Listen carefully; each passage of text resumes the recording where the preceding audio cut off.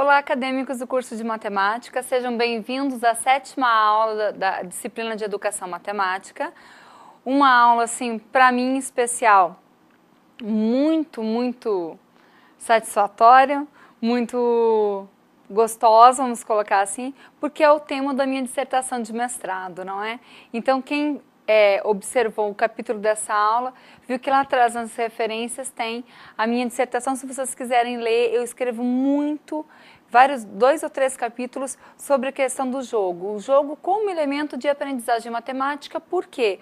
Porque o jogo sempre fez parte da minha metodologia enquanto professora de matemática. E aí eu tinha vários questionamentos e resolvi, quando saí para fazer mestrado, trabalhar justamente com o jogo, com as suas possibilidades, com aquilo que acontece, com o que não acontece, diferenciar alguns termos também, porque qualquer coisa era jogo e eu não entendia muito assim. Então nós vamos fazer aqui várias discussões sobre isso.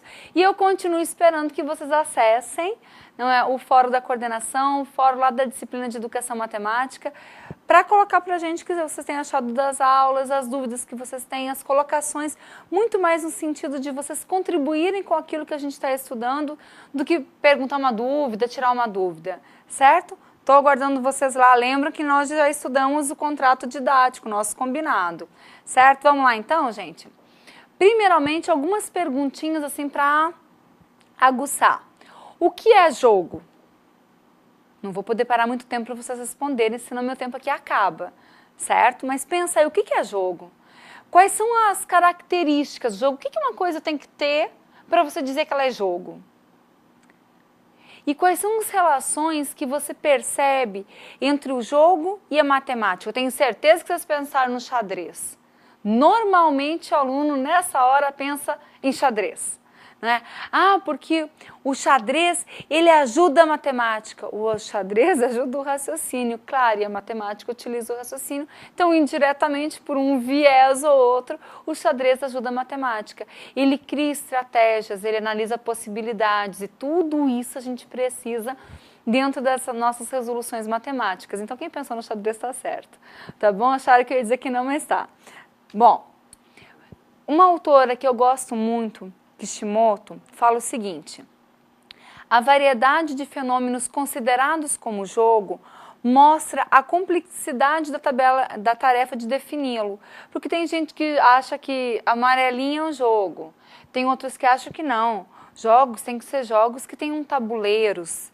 Jogos têm que ter objetos como um dado, uma bola, a roleta, algumas já. Outras pessoas acham que não, pode ser um jogo de palavras, um jogo com números, não é? Então, essa variedade de fenômenos, o que as pessoas consideram como jogo, faz com que seja muito difícil definir o que é. E aí você começa a ler e você começa a pensar o seguinte: não, eu vou determinar uma linha.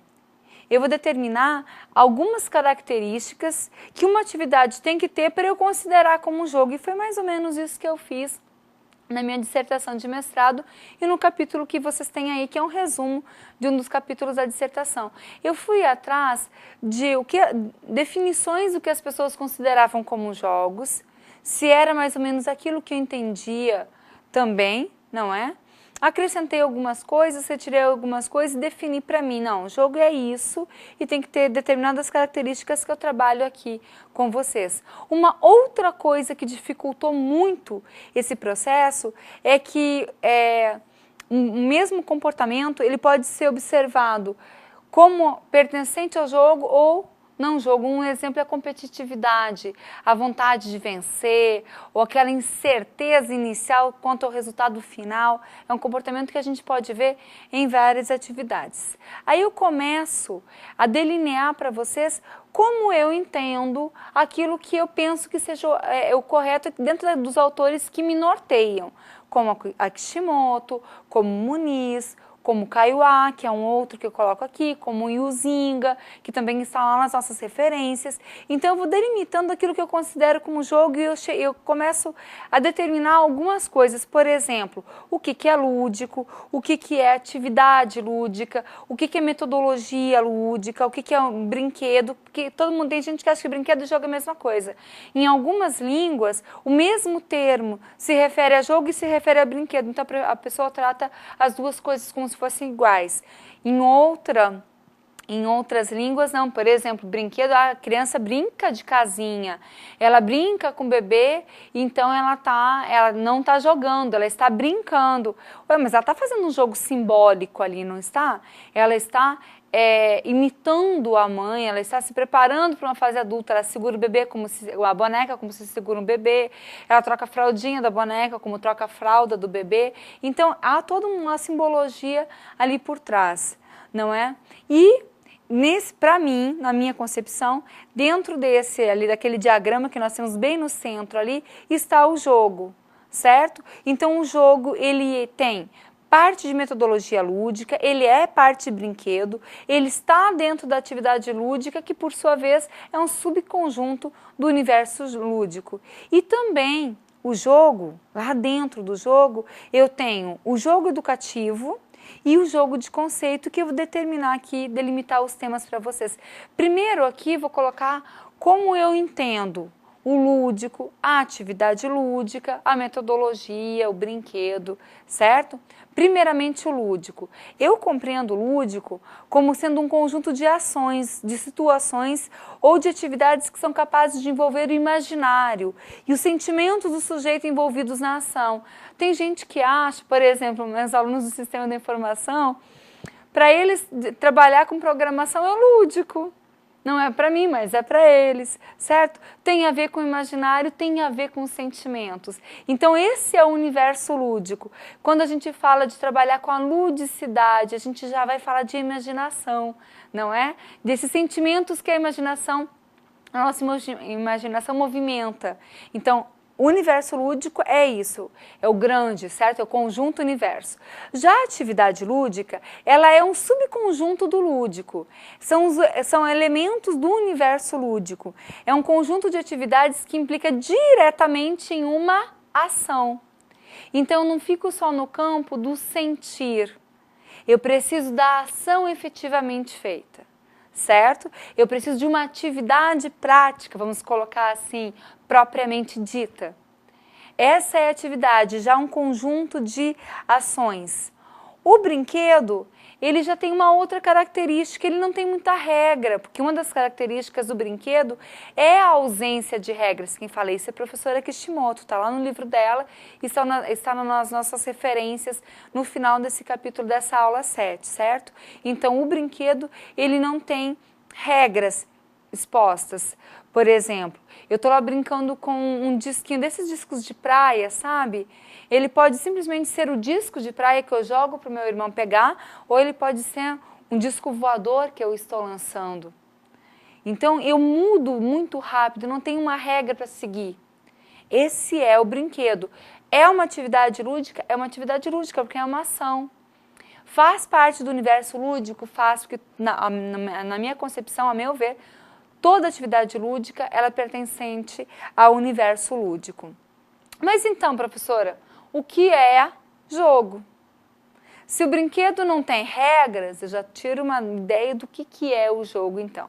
Bom, o que eu coloquei aqui é segundo Yuzinga, que é um dos autores que mais pesquisaram, ele também é francês, tá, gente?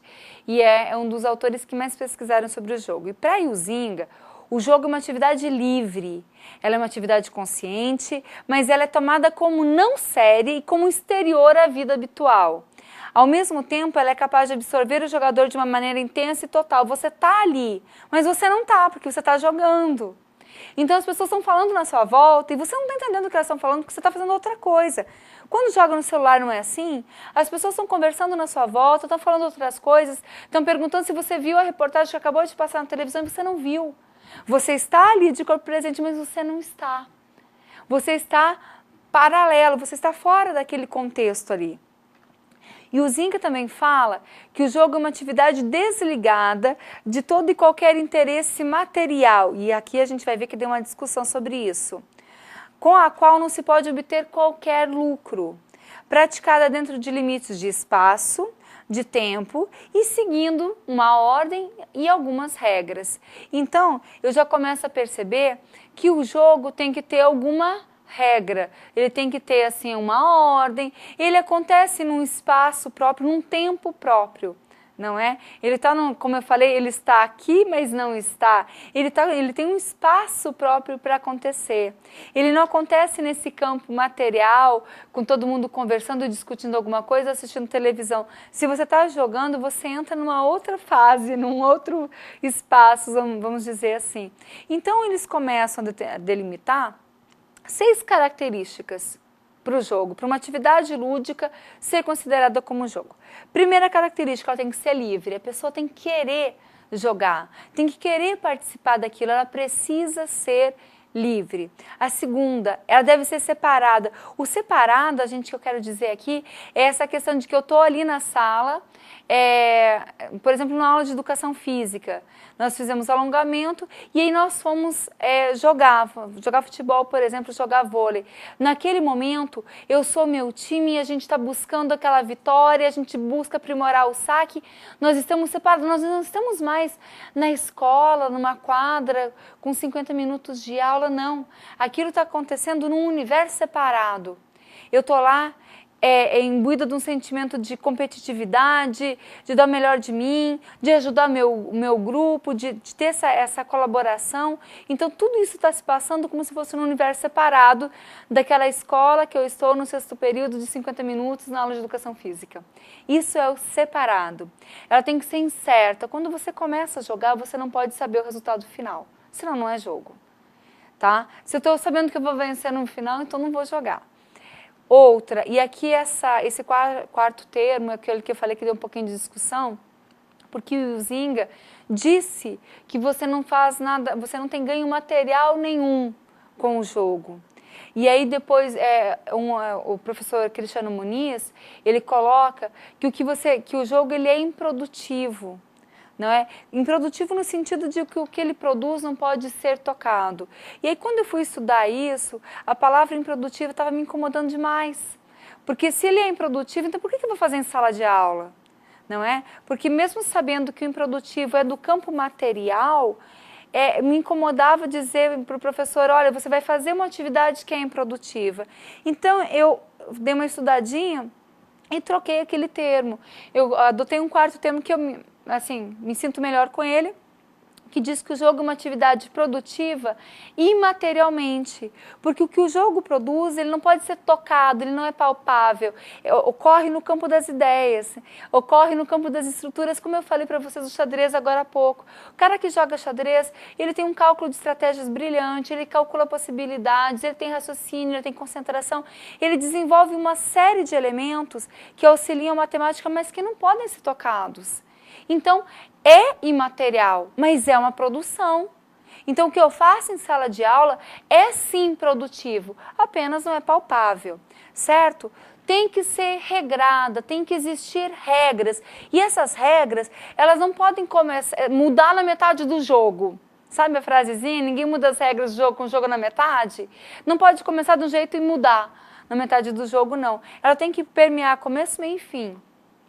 E, por fim, ela tem que ser fictícia, ela tem que buscar aquele imaginário, ela tem que acontecer lá no campo da imaginação, ela tem que trazer aqueles sentimentos que eu falei para vocês, que o lúdico traz, porque ele é uma atividade lúdica. Então, ele tem que mexer com o imaginário e tem que trazer os sentimentos que o imaginário tem e que ele traz.